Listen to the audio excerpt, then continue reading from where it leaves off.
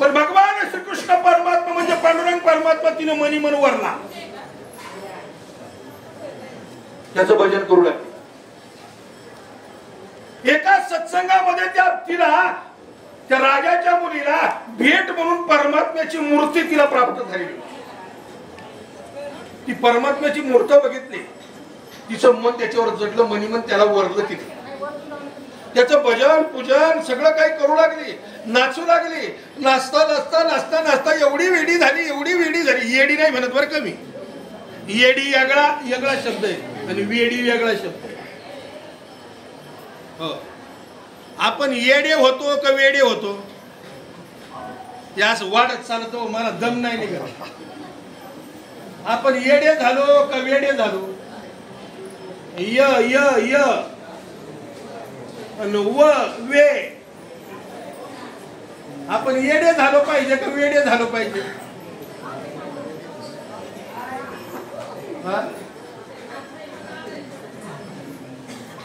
या कन काय येडी होऊन काल फुगड्या खेळली का वेडी होऊन खेळली? वेडी होऊन खेळली, येडी नाही. येडी दगड मारी ती आणि वेडी पांडुरंगाच्या देवाच्या चिंतनात आनंद लुटते. बरोबर आहे की नाही? इतकी वेडी झाली, इतकी वेडी झाली, इतकी ते वेळाच्या तिला लक्षातच नाही आपली राजाची मुलगी आहे. खुशाल तिने 5 साळ बांधले, नाचू लागली. बघ घुंगारू बांध मीरा नाच रे, बघ घुंगारू बांध मीरा नाच रे, बघ घुंगारू. नाचायला लागली. हो, घुंगर बांधते, नाचायला लागली. ना लोग कहे मीरा हो गई. पुढचं म्हणा ना, लोग कहे मीरा हो गई, बाप कहे कुल नासी हो. पग घुंगरू बांध मीरा नाची रे, पग घुंगरू. नाचायला लागली. कुल नाशिनी आहेत, ही बावरी झाली. आता हिला काहीच नाही. आता आपल्या सुद्धा महिला दिंडीमध्ये समजा फुगड्या खेळल्या, पावल्या खेळल्या. जर देवाच्या जर हे केलं ना, पाहिजे स्वांग त्याला काही आहे का नाही आखलीचा पत्ता, 2 माणसं आहे का काय आहे का काय का काय. इथं काहीच नाही तसं. सगळं यारे लहान थोर याती भरती नारी नर करावा विचारणं लगेच चिंता सकळांशी येते कलियुगी उद्धार. बरोबर आहे का नाही? नाचायला लागली ना. कोण काय दूषण देते, कोण काय बोलते, कोण काय करते. करता करता करता करता तिच्या बापाला म्हणजे राजाला राग आला. हिला एका पडतंय ना काहीतरी घालून. मग विषयाचा प्याला घेतला. विष का प्याला राणाजीने भेजा. विषाचा प्याला. कशाचा प्याला? विषाचा प्याला. विष का प्याला राणाजीने भेजा. पिऊन घे. पग घुंगरू बांध मीरा नाची रे, पग घुंगरू. विषाचा प्याला पिऊन घेतला. पेता पेता पेता अशी नाचली हातली. तिला काहीच झालं नाही. परमात्म्याचा कंठ तिला फटला बा. काहीच झालं नाही. करता करता करता एवढं पाहिल्यावर तिची सेवा करणारी जी दासी होती ना मीराबाईची, तिचं पोरग बिलिंदर होत. तिनं बघितलं मीराबाईला. मीराबाई सुंदर होती, सौंदर्यवान होती. तिनं ते पाहिल्यावर त्याच्या ती मनात बसली. दासीचं पोरग. ती म्हण मी लगीन करेन तर तिच्याशीच करेन. काय करीन? लगीन करीन तर तिच्याशीच करीन. राजाची मुलगी ती आणि दासीचा मुलगा. कसं शक्य आहे? नोकरी नाही, मोलकरी नाही, कसं शक्य? ही आई आहे ना खचायला लागली. लेकराचा हट्ट पुढे काय करणार? बरेचसे आहे लेकरांना हट्ट केल्यावर ते पुरवाय करता या एकदम गभरावून घेतात. गचपडीची गोळी म्हणजे बाप असेल तरी विचारेल तुला झालंय काय, काही दुखत का तुला काय? हळूच म्हणते आपला पत्या आहे ना, आपला पत्या आहे ना, असं असं म्हणतो. ऐकाय ना तुम्हाला ऐकायला तुम्हाला का नाही? बरेचसे आपल्या माता मावल्या आहेत, पोऱ्याचं जर बापाजवळ काही धकत नसतं ना बाबा, मग ती आईला सांगत, मग ती आई बसती गुरमटून. गुरमटून शब्द कळतो ना, का रुसून म्हणू का कोपून म्हणू. मग बसली का, मग त्याच्या बापाला किती, तुला काय झालं, काही दुखत का तुझं, काही या त्रास आहे का, दवाखान्यात चालते का, काही गोळ्या औषध आणू का, काही करायचं का, नाही हो. काही मग काय काही लागत का, नाही ना. तुला कुठं जायचं, नाही ना जायचं. मग झालंय काय तुला, काहीच झालं नाही, मी काळजी ते काय आपला पप्या आहे ना, असं असं काय म्हणत होता, असं असं म्हणत होता. मग त्या आईची अवस्था मीराबाईला काय पावली. मीराबाईने सांगितलं, मावशी काय भानगड आहे, आजीबाई तुमचं काय भानगड आहे, तुम्ही नर्वस दिसतात, पहिल्यासारखी असं काही काम धंद्यात मन तुमचं लागत नाही काय असं. मग मीराबाईला तिने थोडस बीत बीत बीत बीत सांगितलं. मीराबाई आता राजाची मुलगी नाव कसं एवढं धाडस होईल, शक्य आहे का. मग मीराबाईने सांगितलं, काळजी करू नका, निसंकोचपणे तुम्ही सांगा. तिने आपल्या लेकराची महती काय आहेत ना शब्द ते मीराबाईला सांगितले. मीराबाईने सांगितलं, बस एवढंच ना, मी तयार आहे म्हणून जाते तुमच्या पोराला सांगा, मी त्याच्याशी लग्न करायला तयार. राजाची मुलगी हो, आणि दासीच्या एका नोकरीच्या मुलाशी लग्न कर तयार झाली. कसं शक्य आहे, तयार झाली. मीराबाई तयार झाली, जा म्हणे जाऊन सांगा त्याला. म्हातारी गेली, आनंदाने सांगितलं, भाऊ मीराबाई तयार, ये नाचायला लागलं, हे झालं येड. काय झालं, येड येड वेड नाही म्हटलं मी, येड झालं येड. हो, ते येड्याला वेड करायचं आपल्याला पुढं. मीराबाई लग्न करणं आपली मीराबाई याचा तोरात ताईट झाली रावसाहेबांना. आपल्याला मुलगी, राजाची मुलगी आपल्याची लग्न, बरोबर आहे ना. एखाद्या मोठ्या घरातली मुलगी जर मिळायला लागली ना, सर्वसामान्य घरातला मुलगा ताईट होते. हो, ते विचार करीत नाही. मग हो, त्याला वाटतं आपण बुलेटवरच हिंडायला पाहिजे, नाही तर थारच घेतली पाहिजे, बरोबर. एवढं येडं झालं ते येड काय कर नाचायला. बर बर बर बर ठीक आहे. पण मीराई साहेबांनी काय केलं होतं माहिती का, तिला सांगितलं, मी त्याच्याशी लग्न करते, पण एक लक्षात घे, मी त्याच्याशी लग्न करीन, पण वेळ आल्याशिवाय नाही. अगोदर त्याने माझ्यासारखं मी सांगल तसं वागलं पाहिजे, बरोबर की नाही.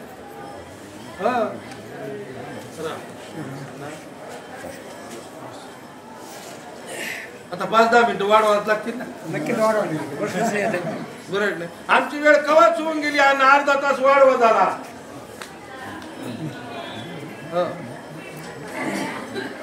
मग माझ्यासारखा वागला तर मी करीन.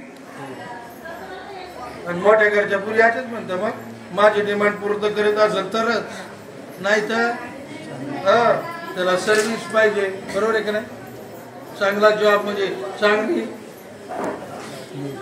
EMI, त्याची इन्कम चांगली पाहिजे, त्यांना उच्चभ्रू वस्तूमध्ये त्याचं राहणीमान, घर पाहिजे, बंगला पाहिजे. हो, मग डिमांड असतात चांगल्या घरातल्या मुलींच्या. मला काय सांगायचं ते, ही राजाची मुलगी आहे, मी सांगाल तसं त्याला करावं लागेल, तेव्हा मी वेळ आल्यावर त्याच्याशी मला योग्य वाटलं तर, पण मी त्याच्याशी लग्न करायला तयार आहे. मीराबाईने तेवढा तर आकळावला बा. मग काय सांगितलं, एक करावं लागेल, काय, मी परमात्म्या समोर जर नृत्य करते, मी नाचते परमात्म्याच्या त्या नामस्मरणात दंग होऊन बाहेर अर्पून, तसं तुला सुद्धा विना घ्यावा लागेल, त्या देवाजवळ तुला नाचावं लागेल, त्याचं पूजन करावं लागेल. कोणाला सांगितलं, त्या पोराला. त्या आईजवळ निरोप पाठवला. आईने सांगितलं, बाळू आई, मीराबाई तुझ्याशी लग्न करायला तयार आहे, ती पोरगी राजाची मुलगी आहे बाबा, तुला तुझी आठ पूर्ण करणार आहे ती, पण एक करावं लागेल, तिच्या मनासारखं वागावं लागेल, तिच्या मनासारखं वागावं लागेल ते पंत, बरोबर आहे. मग ती जर प्राप्त करायची एवढी राजाची मुलगी म्हटल्यावर तिच्या मनासारखं वागावं लागतंय. मग ठीक आहे, येडच झालं होतं, इनात वाजवायचा आणि देवातच भजन करायचं, आणि काय त्याला काय होतं तेवढं केलं ना, बरोबर आहे की नाही. काय होतं, प्राप्ती कुछ पाने के लिए हा कुछ खोना पडताय, बरोबर आहे. हो, काहीतरी मिळवण्याकरता काहीतरी गमवावं लागतं, हो काहीतरी सोडावं लागतंय, बरोबर आहे की नाही. मग अशा पद्धतीने मग त्याने विना घेतला. मीराबाईच्या सांगण्यावरून एका मंदिरात तोही विना वाजून भजन करू लागला. भजन करू लागला अण्णा. भजन करता करता अण्णा आमची ओवी अशी आहे, तू म्हणे हे मीची करी माझी आहे भजनी प्रेम धरी मग सर्वत्र नमस्कारी मज एखादी. या ओवीवर शेवटचं उदाहरण चालू आहे बरं का. तुमच्याही लक्षात आलं पाहिजे महाराज बोललाय कुठं, बरोबर आहे की नाही. मग शेवटचं उदाहरण आहे मीराबाई म्हणजे ती त्या लेकराची लग्न करायला तयार झाली.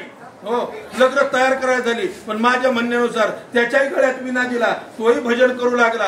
तो भजन करू लागला कोणत्या आशेनं?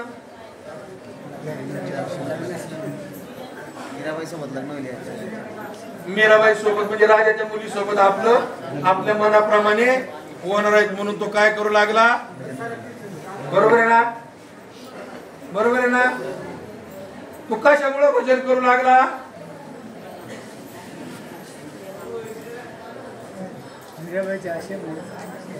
थांबा आपल्याला शोधायचंय अण्णा. आता इकडं तर मर्म शोधायचंय मधू बाबा. तो कशामुळे भजन करू लागला?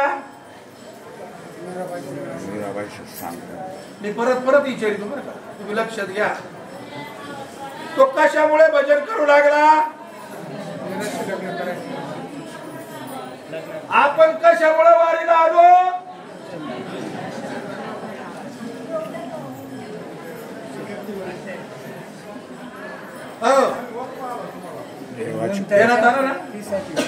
मर्म लक्षात आलं ना.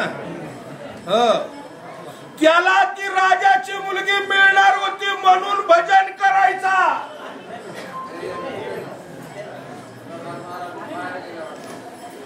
पण एक प्रमाण आहे, बलात्कारे जरी आणीला कथेशी तो निद्रा घेई लोणाशी टिकून या.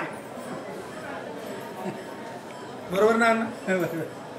एखादा जर बळत आलेला असलं ना दिंडी, पण प्रवचन चालू आहे का कीर्तन चालू आहे का हरिपाठ चालू आहे, फक्त त्याला जर बसला ना तो लोणाला ठेकून झोपा घेतो. त्याला त्याच्याशी काही घेणंही नाही देणंही नाही. फक्त मिळत आहे, नाश्ता मिळतोय, चहा मिळत म्हणजे काय जेवण मिळत आहे, लॉन्सवर झोपायला मिळत आहे, हा मस्त पाची पकवत जेवण मिळत आहे, सगळं काय मिळत आहे. म्हणून काय काही राहत्या दिली कथा कीर्तन काही आवडत नाही. ते म्हणतो झोपाच घेतात लोडाची टेकून या. बरोबर आहे की नाही.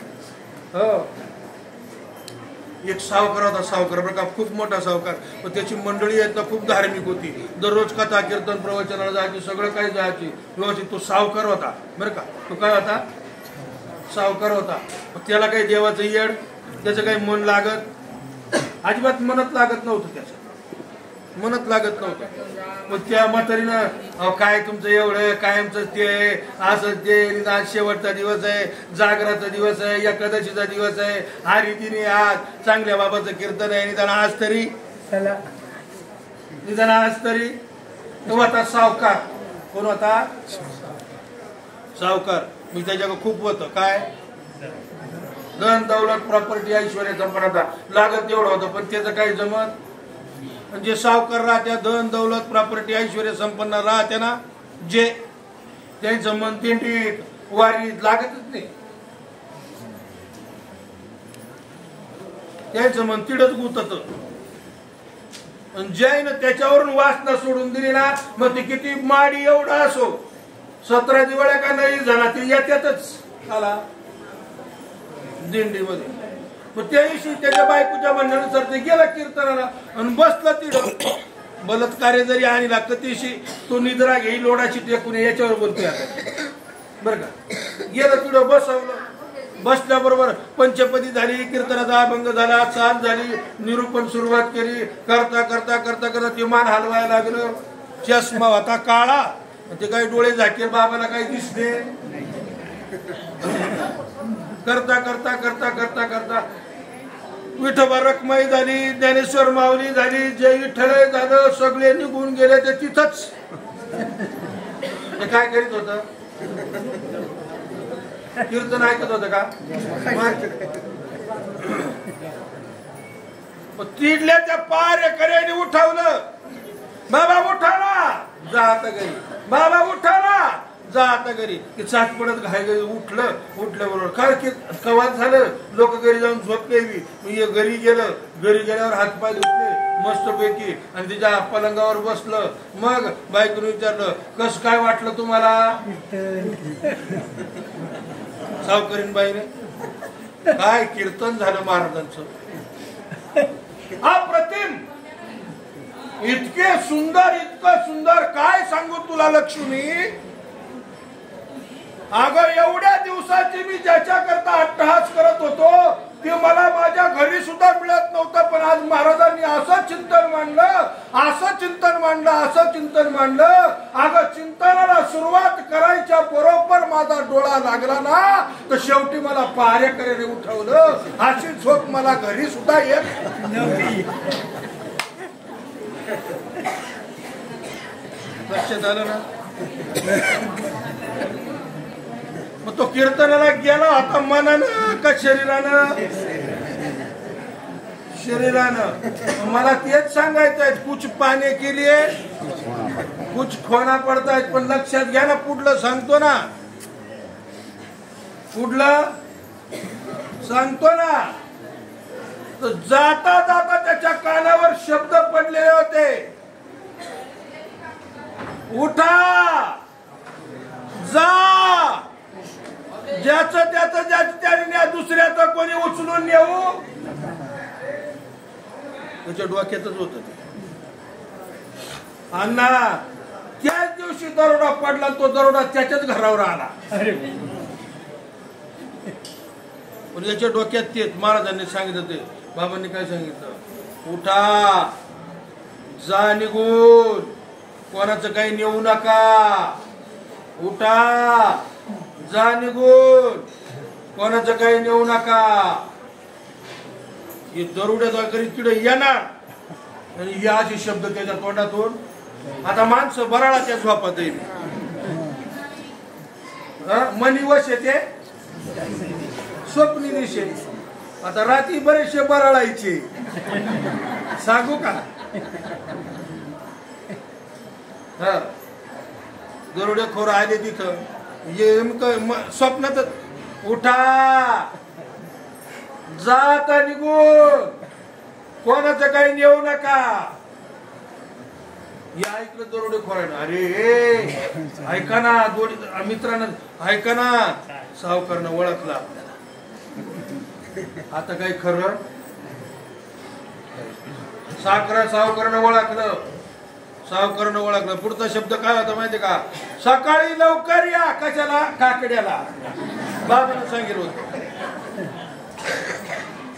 आपल्याला सावकारनं ओळखलं, आता काही बरी गत नाही. थोडेसे थांबले, विचार केला. आता सावकारनं ओळखलं म्हटल्यावर आता काही खरं नाही, आपली बेइज्जत होईल, चारी गावात पंचक्रोशीत आपलं नाव जाईल. असं करून एक काम करू, या धडात सावकार दाबू आपण. म्हणजे कशाला? सावकाराचं तोंड कशाला? दुसरे कुणा आणलं होतं तेही सावकाराला दिलं उठून. सावकार साहेब पाहिजे तर ये का, पण काही कोणतं बोलू, आमची नालस्ती होईल, इज्जत जाईल, पंचक्रोशीत आम्हाला काही राहणार नाही, ये घ्या. सावकारला तर लागत होतं ते, आणि अशा लोकांना ते लागतच. सावकार बरं बरं ठीक आहे, काय काळजी करू नका, जा तुम्ही. आता मी काही कोणाला सांगणार नाही. सकाळी नाही आले तरी निघून गेले. सकाळ झाली, सावकार उठला, सावकारी आई साहेब उठली, तिनं आंघोळीला पाणी दिलं, सगळं काही चहा पाणी नाश्ता घेऊन गेली. मग कस काय वाटलं कीर्तनाचं? बरं आहे, एकदम मस्त. आगामी दिसतात तिथं येऊन एक शब्द ऐकला तर मला हंडाभर मिळालं, तर मी दररोज तर कीर्तनाला आलो. काय लक्षात आलं? बरोबर आहे की नाही? मग असंच मीराबाईला त्या पोराला करायचं होतं, त्या दाशीच्या पोराला. तो माझ्यासारखं करील, मी सांगल ते ऐकल तरच मी त्याच्याशी लग्न करील. भजन करता करता करता करता करता करता ते मिळवण्यासाठी ते भजन करीत होतं. त्याच्या डोक्यात काय होतं? मीराबाई लग्न करील, मीराबाई लग्न करील, मीराबाई लग्न करील. मीराबाईच्या डोक्यात काय होतं? याच्या डोक्यातलं खूळ काढून टाकील. पण काढणारा कोण आहे? असं करता करता करता करता 7 दिवस झाले, 1 सप्ताह झाला, 2 सप्ते झाले. असं करता करता चातुर्मास चालू होता. चातुर्मास चालू होता.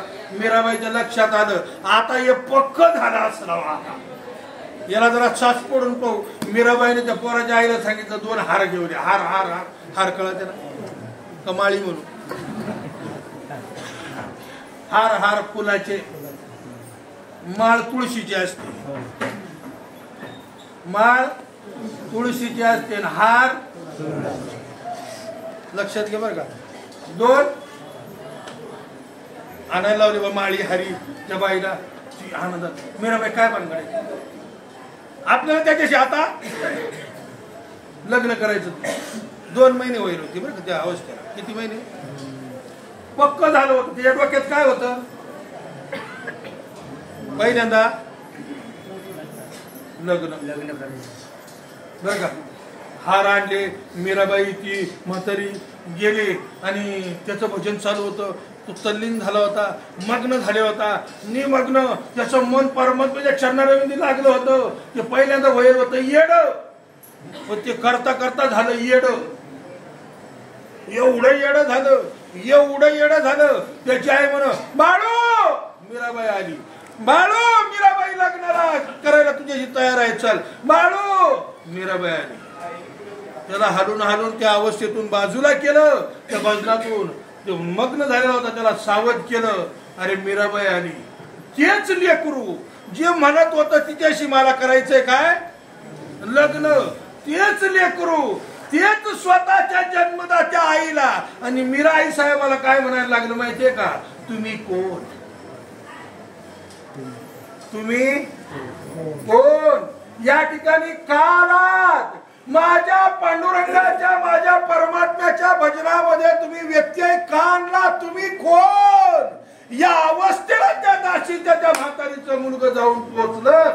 म्हणजे ती मीराबाईची त्याला चाहत होती. मीराबाईसाठी जो येडा झाला होता तो मीराबाईने सांगितल्यावर त्या परमात्म्याच्या भजनाने माझी भजनी प्रेम धरी मग सर्वत्र नमस्कारी मद एकाचे. या अवस्थेला ती लेकरू जाऊन पोहोचलं. तर तुम्ही आपण जर त्या परमात्म्याच्या भजनामध्ये, त्या संतांच्या वाङ्मयावर, त्या संत चरित्रावर नवे नवे त्या संतांच्या सानिध्यात राहून भजनावर प्रेम धरलं आणि आपलं मन जर त्या परमात्म्याच्या चरणाला विंदी लावलं तर दादा निश्चितच आपल्या या सर्वांग सुंदर असणाऱ्या नरदेहाचं सार्थक झाल्याशिवाय राहणार नाही. म्हणून एकच सांगतोय जाता जाता झडझडवणी वाहिला अनेक ये भक्तीची वाटेला तरीच पावशी अभ्यंगनीचे धाम माझे.